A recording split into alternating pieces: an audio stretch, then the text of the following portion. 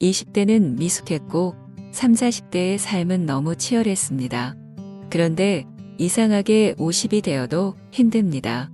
여태까지는 무엇이든 노력해서 이룰 수 있었던 반면 이제는 사람의 힘으로 어찌할 수 없는 일들이 많아졌기 때문이죠. 사회에서는 지금 내 위치보다 더 오르는 것이 내 뜻대로 되지 않습니다. 배우자, 자녀, 친구, 동료와의 관계도 내 마음대로 되지 않습니다.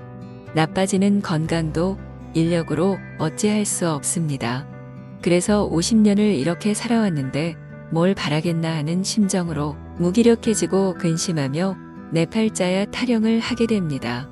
동양 최고의 경전이라고 불리는 주역에서는 사람이 나이 50을 인생에서 가장 중요한 나이라고 합니다.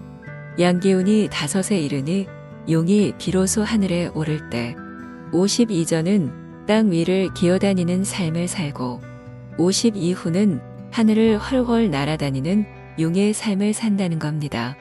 주역은 인간의 삶과 세상에 대한 통찰을 담고 있는데 이 조언들을 따르면 운이 좋아진다고 합니다. 오늘은 주역이 전하는 인생 조언 3가지를 알려드리겠습니다. 50 이후 대운을 맞이하고 싶으신 분들은 이 영상 끝까지 보시기 바랍니다.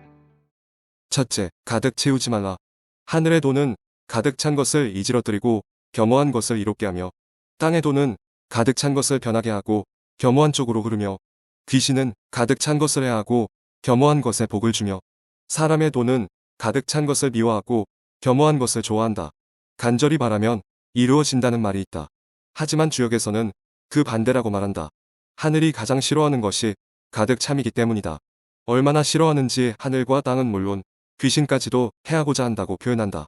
내 염원이 가득 찬 것이 되지 않도록 주의해야 한다. 특히 이걸 이루지 못하면 내 인생은 의미가 없다는 태도가 가장 위험하다. 주역에서 강조하는 낙천의 태도가 중요한 이유가 바로 이 때문이다. 낙천은 하늘의 뜻을 받아들이고 즐긴다는 의미다. 염원이 이루어지지 않고 있다면 거기에는 하늘의 뜻이 있을 것이라 생각하면 된다. 집착하지 않는 태도가 도리어 큰일을 이루어낸다. 지금 벌어지는 일에는 내가 이해하지 못하는 하늘의 뜻이 있을 것이라 믿고 그 뜻을 즐길 수 있어야 한다. 끊임없이 나를 비우면 온 우주가 그것을 채워주려 할 것이다. 나를 비우면 뜻을 이루는 시기가 빨라진다. 둘째, 어떤 배에 탈 것인가? 머무르며 애쓸 곳이 아닌데 그리하면 이름이 필시 욕됨이 있고 의지할 것이 아닌데 의지하면 몸이 필시 위태롭게 된다. 대젓기 경주를 한다고 생각해보자. 승리의 비결은 얼마나 열심히 노를 젓는가가 아니라 어떤 배에 올라타느냐에 있다. 주역에서는 우리가 속한 공동체를 태의 공동체와 비의 공동체로 나눈다.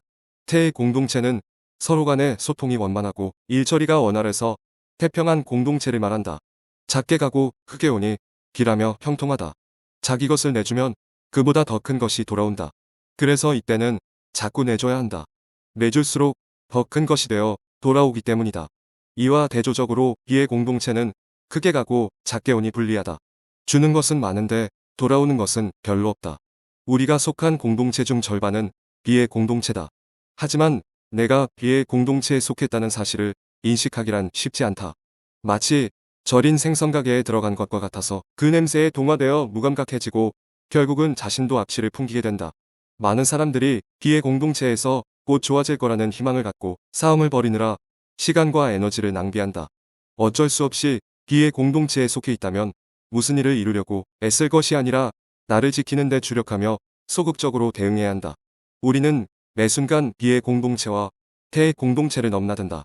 내가 속한 공동체가 어느 쪽인지 판단하고 그때마다 태도를 조절할 수 있어야 한다. 이것이 개운의 비결이다. 셋째, 최악의 고난을 이겨내는 방법. 거듭 구덩이에 빠지더라도 믿음을 갖고 마음을 유지할 수 있으면 형통하리라. 행하면 숭상받음이 있으리라.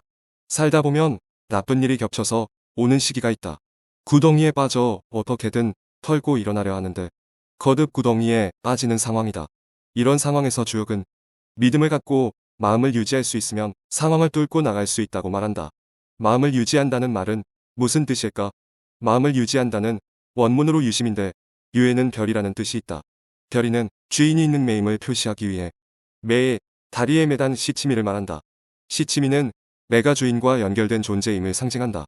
매는 자유롭게 하늘을 날지만 사냥감을 잡는 임무를 달성하고 나서는 다시 주인에게 돌아간다. 사람 역시 하늘로부터 천명을 부여받고 태어나 열심히 천명을 달성한 후 다시 하늘로 돌아가는 것이다.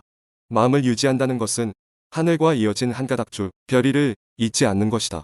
곧 자신이 하늘로부터 왔고 하늘의 일을 하며 하늘로 돌아갈 것임을 잊지 않는 것이 나쁜 상황을 이겨내는 방법이다.